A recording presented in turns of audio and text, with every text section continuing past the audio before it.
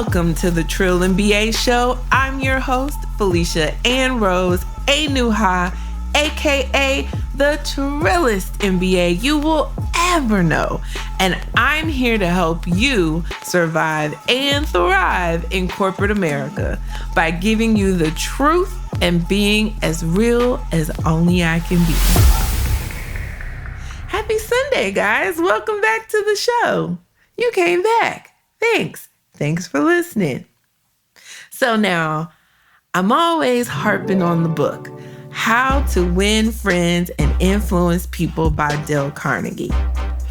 And so I decided, because I feel like y'all don't be listening to me all the time, I decided to do a deep dive into each section of this book. And I'm going to point out how I interpret what this white man says for my best possible outcome so that you can use it for your best possible outcomes. So over the next few episodes, I'm going to do this series on how to win friends and influence people. I will break it down and we're going to discuss the ways I use all these great nuggets at work. But first,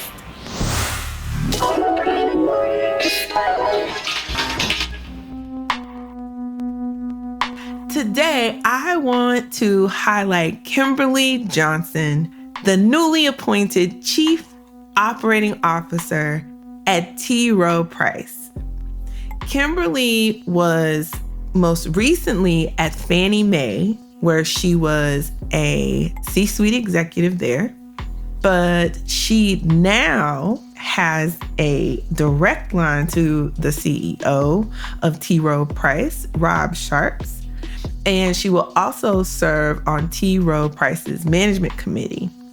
As the Chief Operating Officer, Kimberly Johnson will lead technical, global investment operations, global client account services, enterprise change, real estate, and workplace services, in addition to enterprise risk and the regional operating teams. Oh my God, sis is running it.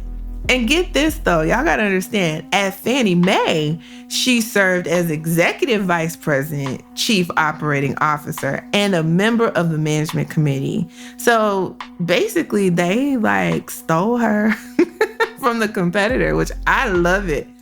Because at Fannie Mae, she managed a team of 3,600 people and a $1.4 billion operating budget. And she was responsible for the company's technology, operations, data, modeling, analytics, information security, resiliency, innovation, and corporate strategy. Woo, that is a lot. I hope she had a great team, and I'm sure she will have another great team at Rowe Price. So just a little bit about Miss Johnson here, okay? She is a badass. She holds a BA in economics from Princeton University and an MBA from Columbia. She serves as a board member for Eli Lilly and many nonprofits. Additionally, Johnson serves as a member of the board of trustees for Princeton University. I have a feeling she might know Michelle, y'all. So, Kimberly, congratulations on your new role. Congratulations on all your success. I don't know you personally, but if anybody knows Kimberly Johnson, please tag her in this and let her know we are rooting her on from over here at the Trill MBA Show, the career management podcast for Black women.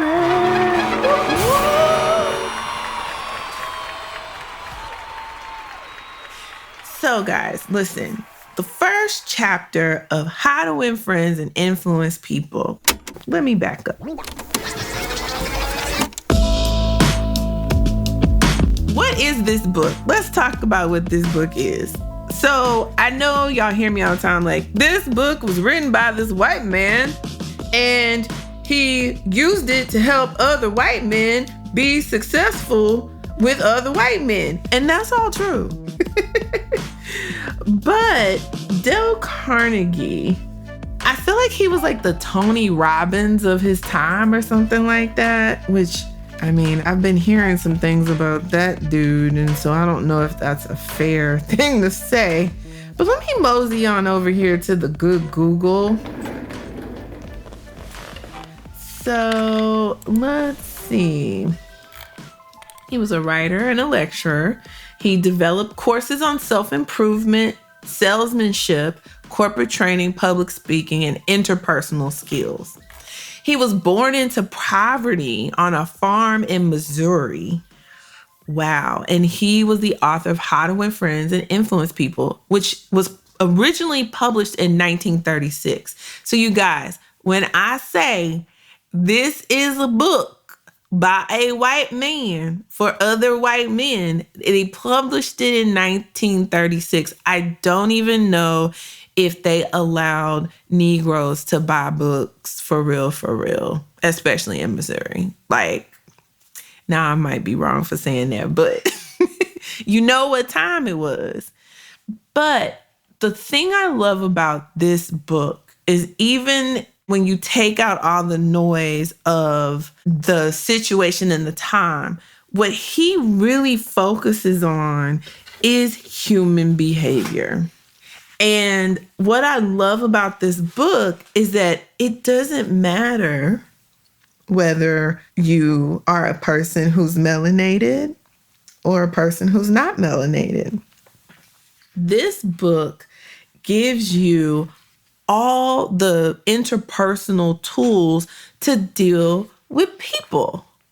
And that is key, regardless of how you look, where you come from, if you got a lot of money, if you're trying to get a lot of money, if you don't have a lot of money yet. Like, listen, let me tell you, if you want to get a lot of money, you're going to have to deal with people. Now, some of you might say, Felicia, I don't listen to this podcast so that I can make a lot of money. I listen to this podcast so I can get my work done because I just want to do dope shit at work. I get that. But part of working in this country is getting paid. We don't work for free over here, girl. So get your money, girl. Get your money. Now, the way he says you should use this book, he breaks it down to get the most out of the book. You should review this book each month. And I do. That's one of the things he says. Develop a deep driving desire to master the principles of human relations. That's the first thing he says in order to get the most out of this book. I mean, he ain't lying. This book is amazing. I feel like I should go back and write this book, but from the Black perspective. But since I can't do that on this podcast, I'm going to go through the book and give the Black perspective. Are you listening? Damn.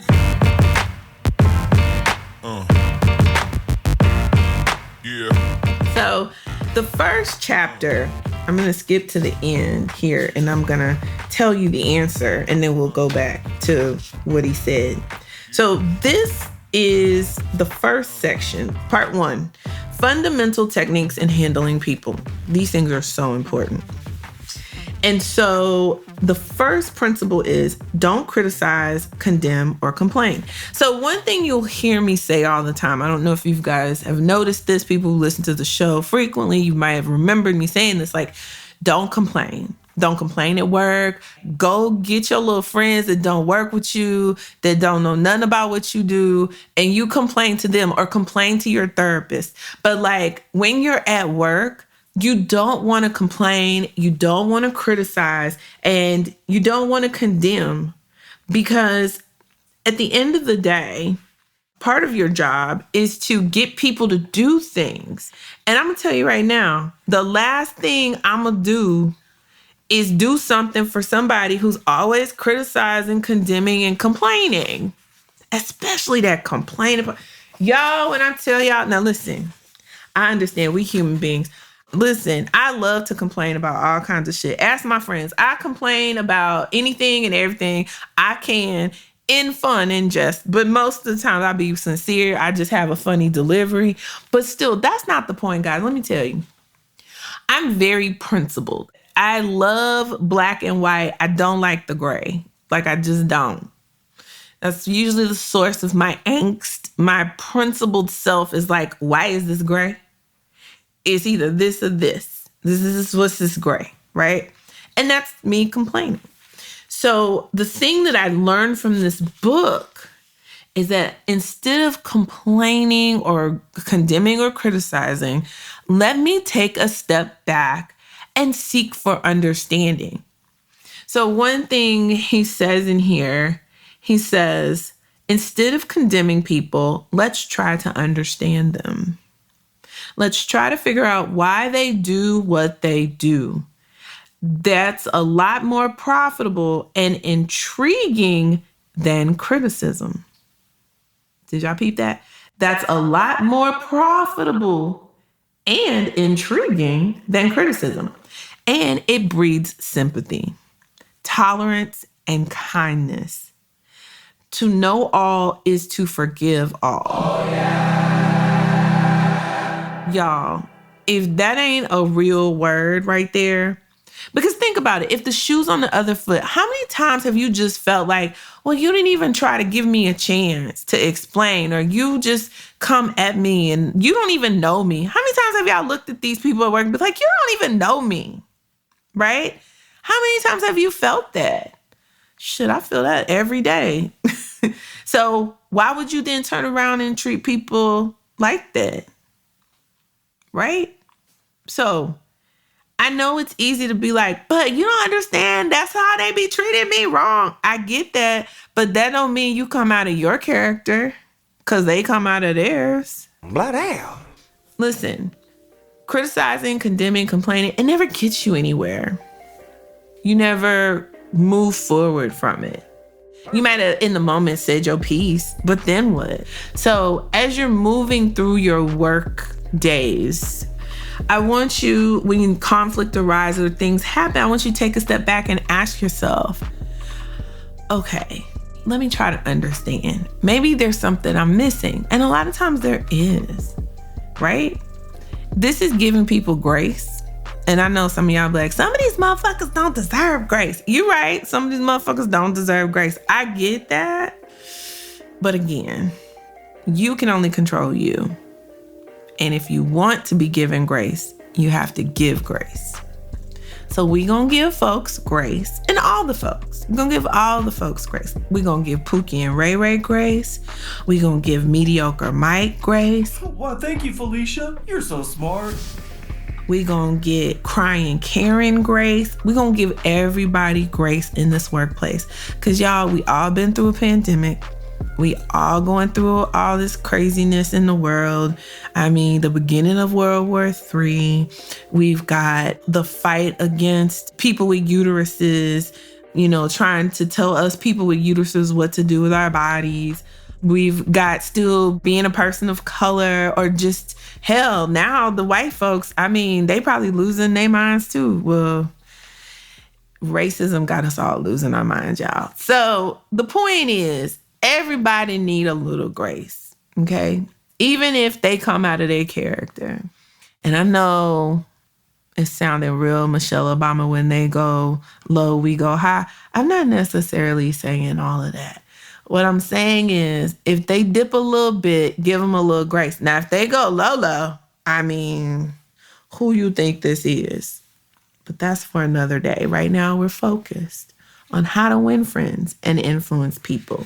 Now, after the break, I'm going to talk through part 2, or the second principle, rather, in this first part of handling people. And I'm going to give y'all the big secret of dealing with people when we get back. Hey, guys. So, you know how I have this Patreon that's like helping me pay for like Chris to edit the show? Yes, that's what I spend the Patreon on, is to help create this dope content that helps you get what? Paid and promoted. So listen, go over to patreon.com/TrillingBA show and sign up. And if you sign up before May 8th, you will get an invitation link to join us in our May group session. I look forward to meeting you guys and talking all things career management. You got some issues going on. You got something you want to workshop through, talk through. Come through. Come to the Patreon session just for you, our Patreon members. So if you haven't signed up yet, go sign up. Talk to you soon. And let's get back to the show. All right, and we're back. Now, you want to know the big secret of dealing with people? I'm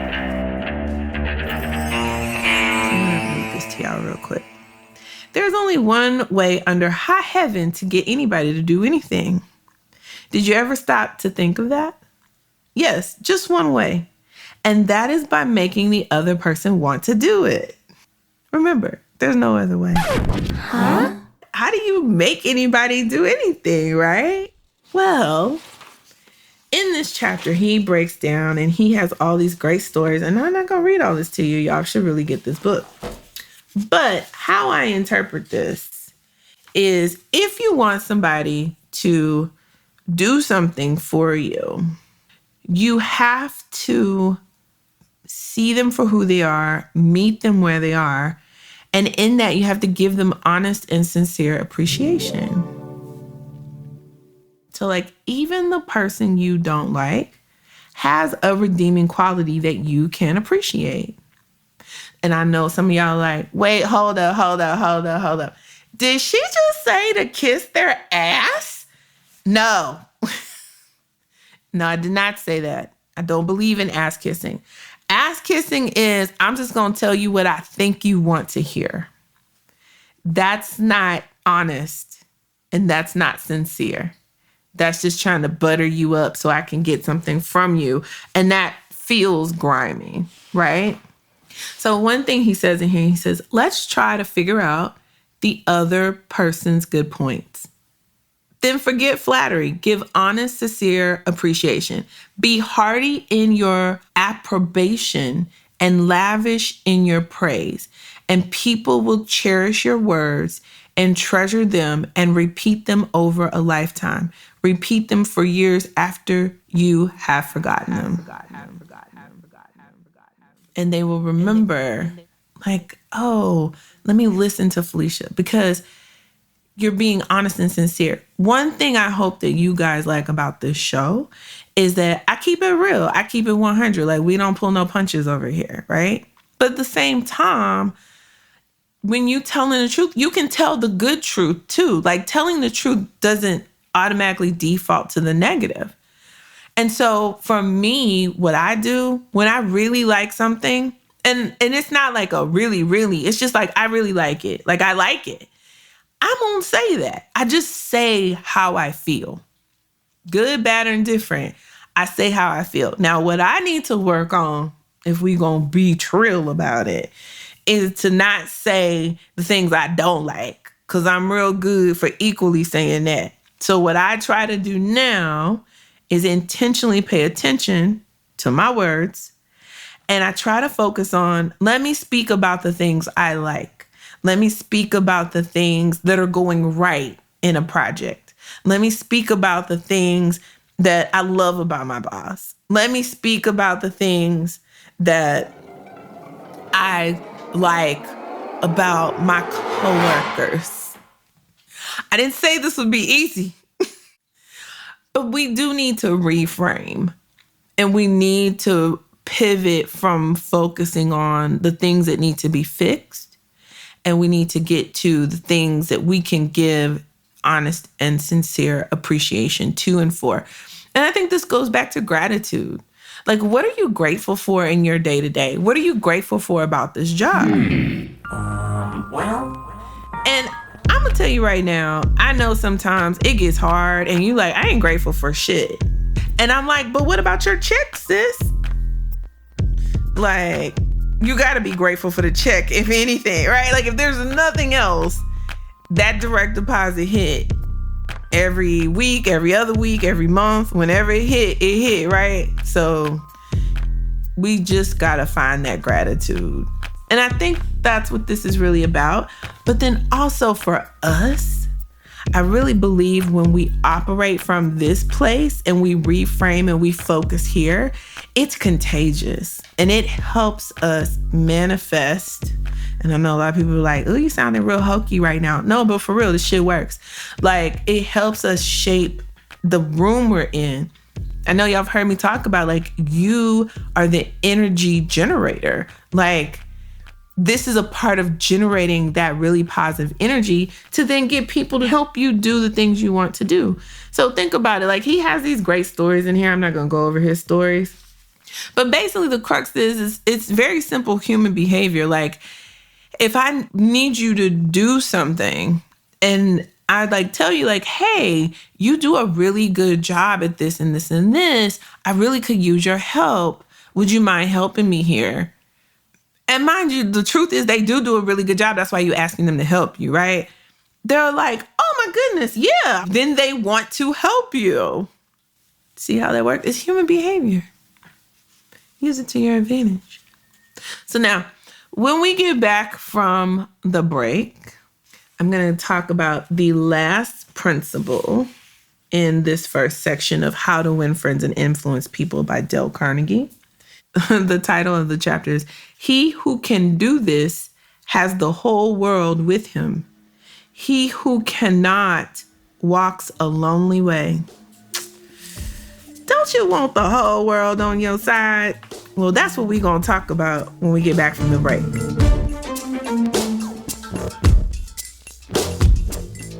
Hey guys, so remember how I asked y'all to share this podcast? Have you done that yet? Just a quick question. Just trying to see, are you still hoarding this or are you sharing this podcast with the world? Because I need you to share this with everybody you know. So do me a favor. If you have shared this podcast, hit me up at ask@trilliumba.com. And I am going to send you a special treat just to help you with your career. So if you have shared this podcast, all you have to do is hit me up in an email in the subject line, say, hey, Felicia, I shared the podcast. And then if you want to do more, you can tell me why you like this podcast so much and why you listen and how I've helped. Because I'll be honest, y'all, it takes a lot of work to make this podcast and I want to keep it going, but I'm only human. Sometimes I get tired. So if you could do me that favor, I would love you forever. All right. Thank you guys for listening to the show. And now let's wrap up the show. All right, guys, welcome back. We're going to talk through principle 3, and then we'll get to wrapping up the show. So this last principle is what you need to do to have the whole world with you, and that's arouse in the other person an eager want. What does that mean? Arouse in the other person an eager want. Well, I'm going to share this example with y'all because this is a good little example that he has in here, and it's short. It says, another father, K.T. Dushman, a telephone engineer, a student of this course, couldn't get his 3-year-old daughter to eat breakfast food. The usual scolding, pleading, coaxing methods had all ended in futility. So the parents asked themselves, how can we make her want to do it? So basically they're trying to get their 3-year-old to eat breakfast, right, y'all? Okay, so get this. The little girl loved to imitate her mother and to feel big and grown up. So one morning they put her on a chair and let her make the breakfast food. At just the psychological moment, Father drifted into the kitchen while she was stirring the cereal and she said, oh, look, Daddy, I am making the cereal this morning. She ate 2 helpings of the cereal without any coaxing because she was interested in it. She had achieved a feeling of importance. She had found in making the cereal an avenue of self-expression. So he goes on to write, William Winter once remarked that self-expression is the dominant necessity of human nature. Why can't we adapt this same psychology to business dealings? When we have a brilliant idea, instead of making others think it is ours, Why not let them cook and stir the idea themselves? They will then regard it as their own. They will like it and maybe eat a couple of helpings of it. Remember, first, arouse in the other person an eager want. He who can do this has the whole world with him. He who cannot walks a lonely way. This is the crux principle of influence. And the way you get at this, you have to understand what is in it for this person. You have to ask these questions, which again goes back to what we talked about in the first segment of the show. You have to seek to understand. So how I translate this, I'm always asking at work, what is this person's motivation? How do I get them to give their best working on this project? When I'm working with cross-functionals, when I'm working with agencies, like what is going to get them eager to really want to have a stake and a claim in it? I always think about that because I want people to feel pride in what we're working on because I want them to give their best. And that's when I'm working with anybody. So the most important thing that you should take away from this show today and from this first part of the book is you have to pay attention. If you want to go somewhere, you better wake up and pay attention. You have to get outside of yourself. So all the things you knew and all the things you thought you knew, it's time to question them. It's time to reframe. You should ask yourself, how am I showing up? And what tools am I using to show up in a way that's helping me? This is what this book is about. This book helps you think through the human behaviors that you're dealing with, the humans that you're dealing with. It helps you handle the people that are around you. And again, part 1 that we just went over today, fundamental techniques in handling people. So that's our show for today, guys. I hope this show was helpful. I hope this is helpful. I really get a kick out of this book. I literally take it with me everywhere I go. I have a copy on my desk. I have a copy on my phone. Like, it reminds me to stay grounded in how humans operate in order for me to decide how I'm going to navigate through the world. So I'm very excited to do this series. If you have any questions or you need some help or advice about a specific situation, go to trillandba.com/coaching to schedule a 45-minute consultation with me to strategize and walk through your specific work situation. In addition, you can always email me at ask@trillandba.com. I'm happy to either answer your question or connect you to the right person if I don't have the answer. Also, when you email, if you have a listener letter, I would love to read your listener letter on the show. So put listener letter in the subject line, and I know I can anonymize you and I can read your question and talk about it on the show. So please send your listener letters and questions to ask@trillandba.com. Or if you I need a coaching call with you, Felicia, again, that's trillandba.com/coaching to schedule a 45-minute consult with me. Thank you guys always. Please pick up the book, How to Win Friends and Influence People. There's an affiliate link in the show notes. It's not an expensive book. It's so worth the investment. And I look forward to deep diving next week into the first few chapters of the second part, which is 6 ways to make people like you. So that's what we're going to talk about next week. Until next time, guys, keep it trill. The Trill and BA Show is a Fair World Corp LLC production. Executive produced by Felicia and Rose Inuha. Sound design and editing by Chris Mann with Podshaper. Theme music is Kick Push by Ryan Little. Keep it trill every day, y'all.